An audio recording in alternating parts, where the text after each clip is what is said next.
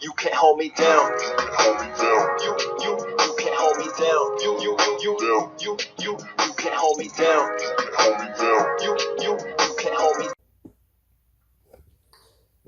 All right, me and Lee, we're over here chilling at this apartment, repairing that drywall. You can see it back in there from some crazy issues with tenants. Don't know what they're doing, but over the last couple of months, and actually this has been going on maybe the last year and a half, I've been actually getting a little bit annoyed about things. And one of the biggest thing that I've learned after I got in real estate is the number one thing. Everything comes down to number one: making sure rents are paid and paid on time. If you don't have the heart to do that, you do not want to be in rental properties, and you do not want to be in management. When I first bought this fourplex and the duplex next door, I was 25, and I thought I was going to be the friendliest landlord and do a bunch of crazy stuff. And I was having a lot of problems at that time. I was taken advantage of. I've lost a lot of money, and I've learned that's the number one thing that you need to do. If they're a month late on rent, you need to start filing the eviction. It really doesn't matter anything else. And I'll also tell you guys some tips on helping this out, because the first month that they don't pay, the first thing you want to do is send them up to your local courthouse. There's an office up there. I don't remember exactly what it's called, but our VA office is also up there. So I don't know if it's the same people managing it or who gives the funds. But if you get a 3-day notice to pay rent or quit, you take that notice up there, and then they will contact the landlord and send the landlord help you with whatever it is. I think they pay up to $500 in our county, because average 1-bedroom rent here is like probably $450 a month. So it used to be when I was managing and having this problem, it was only $300, but I think they bumped that up to $500. So the first month late, you can send them there, and that'll get them paid. Normally, it's the second month that is when you really start noticing that you probably need to get them out because they're not finding a job. But you still don't stop there. There's several local churches that you can send them to with that same letter, that 3-day notice, and they can go there and get their rent paid. A lot of churches will do that. I know there's 2 here in our town, and we're a fairly small town. You do have to get there. I mean, since there's so many people doing it, they only allot so much money for it. I think even at the courthouse, but most of the tenants I've ever sent up there always have gotten paid. So right there, there's 2 months that you should be able, they should get help to pay that rent and not let the landlord or property management go without actually the month's rent. So it's when the third is in a row. I mean, now you know that they're really having some problems, and they're, it's 3 months that they haven't been able to come up with money, and this is the one that you're probably going to have to force them out, unless you didn't get paid for those 2 months. But I strongly can't recommend enough on how important it is when people start getting behind on rent to get rid of them. Majority of the people I've tried to help with have eventually moved out, mostly if they get 3 months behind. For example, if your rent is $500 and they're $1,500, even if they do start working, they're still more likely to go ahead and not pay that $1,500 and find another apartment for the same amount of rent and just move. And then you're going to have all their stuff trash, and you're going to have to clean, and you're already out of money. And I have small claims. You can go file it and stuff, but you almost never get it. Every time I filed it, they normally quit their job and move somewhere else or do something, and you pretty much can't keep up with where they're going to be working, because since it's not a criminal charge, it's a civil. You actually have to keep on pursuing on where they live and stuff. So, and now I'm going to get in more on why it's so important, and I'm going to use myself as an example. When I was 23, I bought my first duplex. Had a lot of problems there. I actually have a video up talking about it. And then when I was 25, after my second deployment, I bought this fourplex and the fourplex next door. I put $20,000 down at the time. I was doing odd jobs, construction work. That's how I actually found this. Me and my brother were repairing the roof, and I started telling the owner that it needs ripped off and replaced. And he pretty much said that he didn't love this property. It was a headache for him, and that's where I started talking about buying it. So I was doing a lot of odd construction jobs. I was going to school full time. I was taking my GI Bill then and started dumping everything I got from my GI Bill into this unit, this fourplex and the duplex next door. And at that time, I was still doing quite a bit of work to the duplex across town. So all my money was being stuck in the real estate, and I was still going to school full time. And it was a constant struggle. Even when I got out of college, one of the things that actually annoys me is so many people think that I'm getting a bunch of money and I'm really wealthy because of the real estate that I have. And I have taxes that have to be paid, a loan payment, and the insurance that all has to be paid, and then all the upkeep. And I've been doing a lot of rentals. There's no way that rents are paying for all this stuff. So I'm still going into debt, and even today, I've been owning these places, I'm going on 15 years now, and I still don't take any money from my investments. I'm always constantly putting money into it, and then I'm taking money that I'm making other places and also sticking into it. So for me, on a personal level, it's extremely annoying that everyone has that biased opinion about all landlords are rich and they're assholes. And I don't know, but I definitely understand why a lot of landlords don't do any remodeling and all that stuff, because a lot of times their properties are barely cash flowing, and when you're helping tenants, you end up getting screwed. So they're definitely not cash flowing, and then they're definitely not able to keep up with any repairs. So that's why I really stress now that the number one goal of the owner or the management people is to make sure that the rent are paid or get rid of them as fast as you can. Keep that loss as small as you can, because it will grow and it will end up in the situation that I'm in actually currently. And I'm going to be talking about that here in just a bit. So where was I?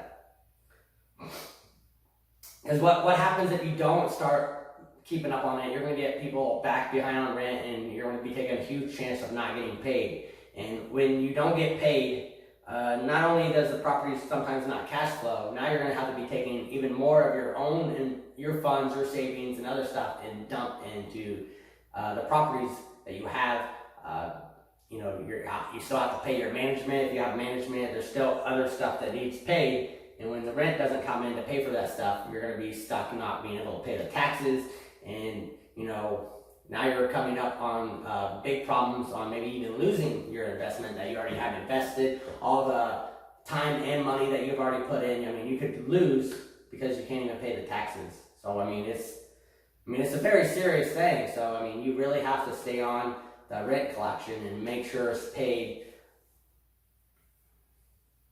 The next thing is if the rents aren't paid, you definitely don't have any money to put back into the property to do any upkeep or any, like when a tenant moves out. If you don't have any money, you can't put new flooring in.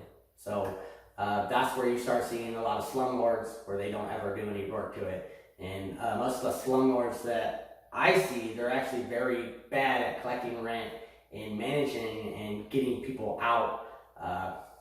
I know several people that I would call slumlord, and other tenants, and even my friends are saying that they're big slumlords. But I've taken a very closer look at how they do things, and they're also ones that are letting tenants stay several months after they pay. So they're not evicting them when they don't pay. So they're letting these people stay 3-4 months down the road, and they're taking big losses, and that eats up. Just one tenant not paying rent for 3-4 months can take up the whole profit for the whole year, maybe 2 years, and that's just not happening. And I also see a lot of those same people you call slumlords. They're letting a lot of their tenants do work on the property, and end up not doing anything, live there for 3, 4, 5, 6 months, however long they can go, and end up not doing any work and not paying any rent, and that's just prolonging your the losses on your investment. And another thing is there's actually, it's common for certain tenants that they do this to most people, that they'll get in there, pay a month or two, and then they'll have an emergency why they can't pay rent, and then after that point on, they'll see how long they can actually stay in the apartment without paying, and before they actually get evicted. And like, they're not planning on paying anything. They don't care about small claims because they got a new job, they quit, or they're not working in the first place. So like, and I hate saying that this is all tenants, but for the majority of tenants, I think this is it. That's why they say, when you do find those good tenants, keep those good tenants, and really try to let the bad tenants, just when you start seeing these problems, you need to get rid of them right away. Because you're just going to have problems. So, or currently, about 3 years ago, I let my sister start managing my rentals.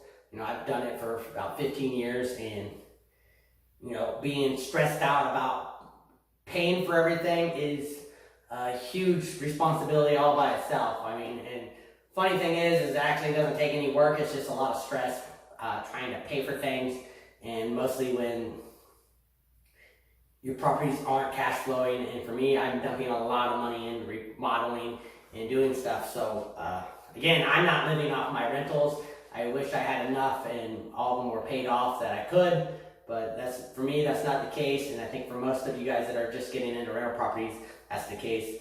Once you get into those 40 units or more, I think it's a lot better. But when you're buying houses, duplexes, anything under 6 plexes, you're probably going to be having a more tight budget and limited on what you can do if you're just going to be relying on rents. If you're definitely relying on rents, they're barely going to be cash flowing. There isn't going to be much money. So when you're getting into it, really think about, do you have the funds to keep the investment going? It's not a one-time thing. You pay the down payment and then you keep them rented and you just sit there and collect cash. Most of the time, you're going to pay your down payment. You're going to get the property, and there's going to be constant upkeep. You're going to have constant turnovers. You're going to be dealing with a lot of different problems, and it's going to take a lot of your financial, it's going to be an obligation that you're going to have to pull funds from your normal 9 to 5 or whatever else you're doing. But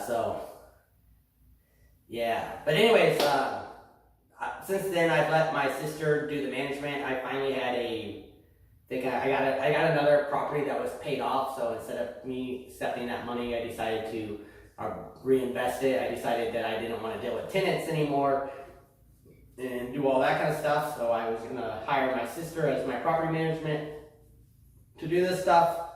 The first year, I let her take over. I just monitored her the whole time, and I kept on, pushing strongly the rules, how I wanted things done. And, the first year was good. The second year, I think, was also good that she was doing it, but now we're in the third year, and we're having a lot of problems. One of the biggest problems that we're having is that she's not collecting rents. So that's why I wanted to talk about this in a video. My sister has about 3 tenants that are behind on rent, and at first one of them, it was last year, they got, I think, almost 6 months behind on rent, and their rent, right now they're in a 3-bedroom house with 1 bathroom, pretty good sized yard in a nice side of town with a 2-car garage, and their rent is $800. So when you talk about 6 months behind, I mean, that's a large amount of money. So and I was having some problems with that too, and I'll talk about that. I should actually wind that in here too, but I don't know. But anyways, that's quite a bit of money, and now we're like maybe a month or 2 away from tax time, and they kept on saying that they were going to pay taxes. And at that time, I decided to go ahead and let her, because she wasn't letting me know. I have to go ahead and tell you guys. At this time, she was supposed to be sending me what I call a rent receipt every month on who paid what. And she was doing it fine until these tenants got behind on rent. She stopped sending them to me. So this is a personal issue that I'm having with her, is that she didn't want to let me know that one of my tenants was getting behind on rent and getting so far behind on rent. And I started demanding that she needed to send it, and then she started telling me that she sent it, it must have not sent, and that we never had a problem before, but now we're having problems. And then eventually the people did pay with their income taxes, so they got caught up. Then several months later, they were having the same problem, and again I started getting my rent receipts again, and then I stopped getting them again. And that's where I was getting really annoyed with her, because then I started knowing that, because at that time, the second time she did it, it was also 2 other tenants that started getting behind on rent. And I do where I don't like accepting cash, so everybody has to pay with money or checks or money orders. So we don't accept any cash, because I want to be able to verify all the money coming to my bank. And right now, it's like it was a good $2,000 difference, and I kept on saying, hey, you're not sending me the emails that I need to see where this money's going. Like, I'm like $2,000 short here, and you're again not doing it. And she's proceeded to tell me blah blah blah, pretty much everything's okay, blah whatever, and then I finally got back home and started going off about it, and found out that she has a tenant that's 5 months behind, the same tenant, so they're back to being 5 months behind on rent. And then they also had brought bed bugs into the house and were wanting us to pay for it, and it's a house. And the problem with that, and I'll make a whole nother video on that too, dealing with bed bugs and cockroaches. But the houses you're not responsible to do, they brought that in. You also can pinpoint on who it was. And bed bugs are extremely expensive to get rid of. I think they got a $2,400 bill. And the reason why you don't want to pay for it yourself is because they're just going to bring it back in. If they pay for it, they're going to find out where they got it from and probably not go there again. If I would have just paid for it, the bed bugs aren't going to leave. So, and I'll just spit this out there real fast. If it's in a 4-plex or a bigger unit, when you do pay for it, try to find out what unit they think caused the problem, brought it in, and get rid of those tenants, because they're just going to be back in. Like, same with cockroaches. You're not going to get, the way you get rid of the cockroaches is get rid of the person that's bringing it in. It's not your landlord. It's probably not the property. It's the people's living condition and their lifestyle, mostly evolving around the kitchen sink. So, you gotta get rid of those people. I know, gotta be the dickhead, but otherwise you're gonna be, it's better sell the property, seriously. So, anyways, they were dealing with that problem, so now we gave them another, or my manager already gave them another, 2 months of not paying the rent, so they're pretty far behind.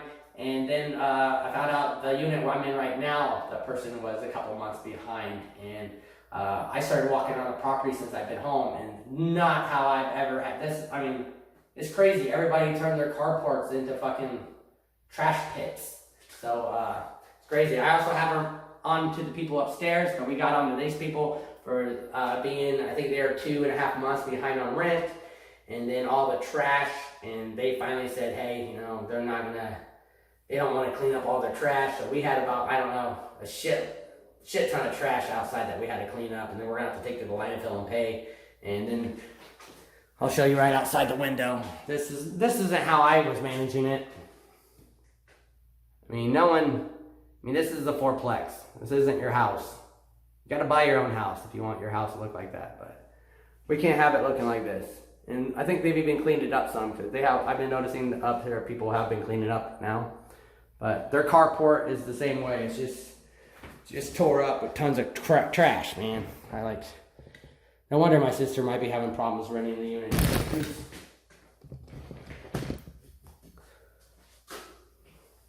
Yeah, when I was doing this, I stayed on it. I come over here and mowed. If I seen it where it was where I couldn't mow, definitely was on to them.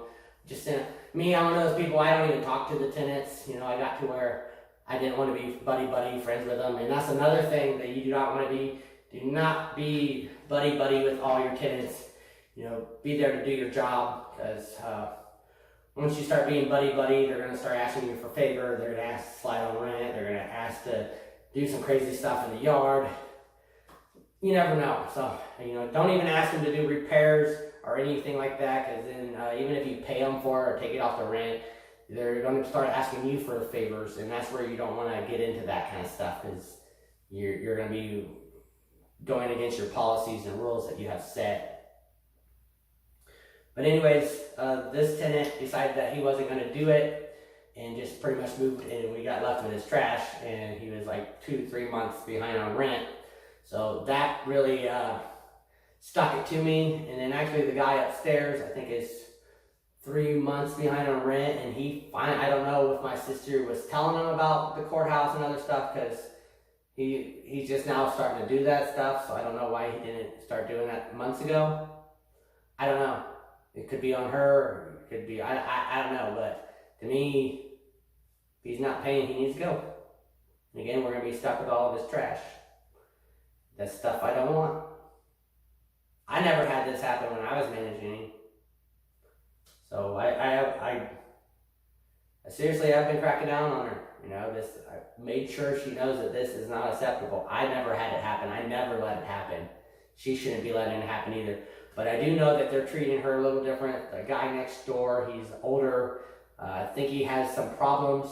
Don't really know what the problems are. But he's always calling her and asking her to give him rides and take him certain places, even asking him to come over to help him out, like doing C&A stuff. And that's not part of her job. And I've already told her that she needs to break it to him, saying, hey, listen, I'm the property management here. I don't get paid for any of the services that you're asking me to do, and I'm not authorized to do any of this stuff. I'm not your taxi, because you don't even pay me. You've got to stop that stuff, Now, she's doing all this work for free that she's not getting paid for, and she's acting like it's part of her job, and it's not. I'm not paying her for it. So that's on her. She needs to crack down and say no, that I'm not going to do it. So this is more her. I hope this ends up being a learning experience for her, because I know I'm pretty pissed off, because again, I'm about $7,000 behind, and last month I had to take some of my personal money and stick to it, and it pretty much cleared out pretty much all my bank accounts, and that's one of the reasons why I'm currently not working on the meth house, because all my money has dried up that I had for that. And again, I'm not too happy about how she's been slipping and letting these tenants get to her. I know I did when I first got into it, but I didn't have the structure that I gave her. I've given her precise rules, a good lease that explains a lot of the stuff in detail. Like when I started, I didn't even have a lease. I didn't even know what I was doing. And I still never let it get this out of control as she has. So yeah, it's pretty crazy. So I am having some problems with my sister. There's other problems, again, that I don't want to go into. But yeah, right now she's let a few tenants get behind on rent. And I don't know. But again, this is very important that you pay rent. Because right now she has me sitting in a difficult spot where I don't even have the money to pay the taxes this year. So it's pretty pissed off. But anyways, I did want to make a video about this and why it's so important to make sure the taxes are paid. And it's even more annoying when, again, I don't get paid for the rentals. I'm still investing. I'm investing into these properties. So it's pretty insane. And I don't get paid for the labor I'm doing. Like, for example, today I come over here, I'm probably doing about $300 worth of work. And no, this is an investment. I hope in the future that I'm going to get paid. So this is why it's so important that the tenants are paying rent to at least pay the taxes, the insurance, and the loan payment. Those are the things that need paid with the rents. What I'm doing, I'm not getting paid for right now. So hopefully this video helps you guys really stay on them paying rent. I used to. My management, I don't know what happened. So yes, she's getting chewed out a few times. You guys can see how type of person I am. I'm on it normally. But now I let that control go to my sister, and she's not staying on it. She dropped the ball on this one, guys. So I'm definitely letting her have it. So you guys need to do it too.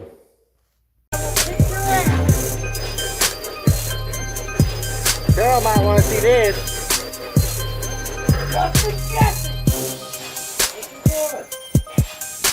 He's gonna get his ass fucked. That's the boy goes. You're gonna get your ass whooped.